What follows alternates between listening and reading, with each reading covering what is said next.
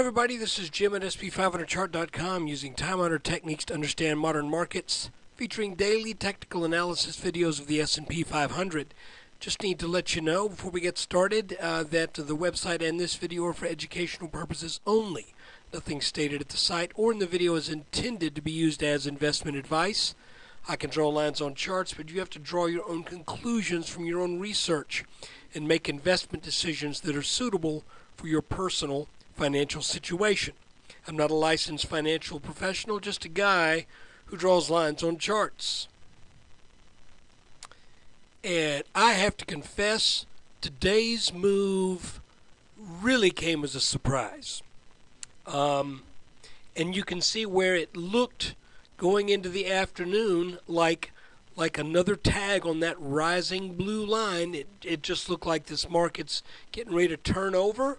But then it just blew back over that line, and now is even back into our rising wedge. That is a pattern that has been alive for about a month and a half now. So, all you can do is every now and then you have to realize that the markets will just surprise you and show some strength that you didn't think they had. Now, I will say this, a couple things in my defense, and that is catching the reversal back here at in the 1340s. We got that right. And the other thing is calling for a continuation of bullishness when we took out this line right here. But what the patterns seem to be saying I'll be honest with you, looking back pretty distinctly, is that we need to come back and back test some of these broken resistance levels that have yet to really be tested. And it's as if this market is saying, I'll deal with that later. The problem is this, is that when those things are left to be dealt with later, they tend to be dealt with in a not so orderly fashion. What do I mean by that? Well, what I mean is, let's say you get a breakout, which we had back here in early February, and then the market goes up enough to clearly establish breakout territory, and then it comes back for a back test. At that point, you can say, okay, this is going to be an orderly advance. I'll go ahead and I'll buy on the back test and I'll enjoy the ride up. But when the market goes sideways, comes back a bit, but not really enough to make for a solid back test, and then just goes up, pretty much unfettered. I have to keep in my mind we never really back tested this area back here in the low 1320s. I don't know that 1342 or wherever we got that day, 1340 and change, I don't know that that is enough of a move to really count as that back test. But it is what it is.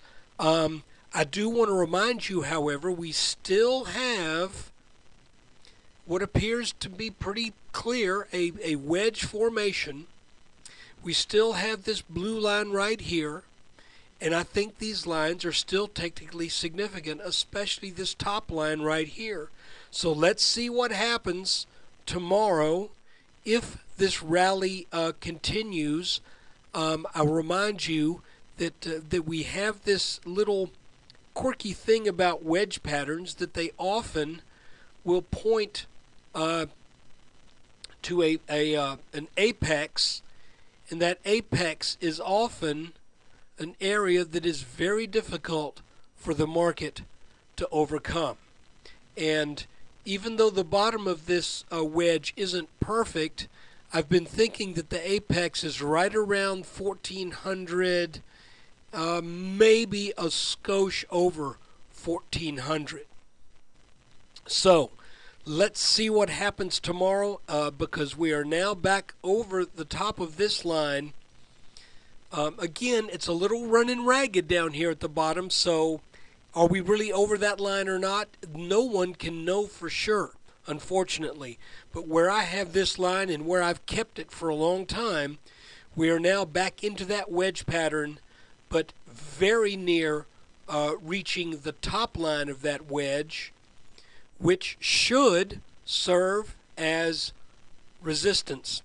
I know I called for resistance back here at about 1384, 1385, and it you can see just how clear that seemed to at least temporarily put the brakes on, as well as this 1378 line. You could see that's where the S&P ran up to initially, or gapped up to initially, before getting turned back just a bit. So look, guys, I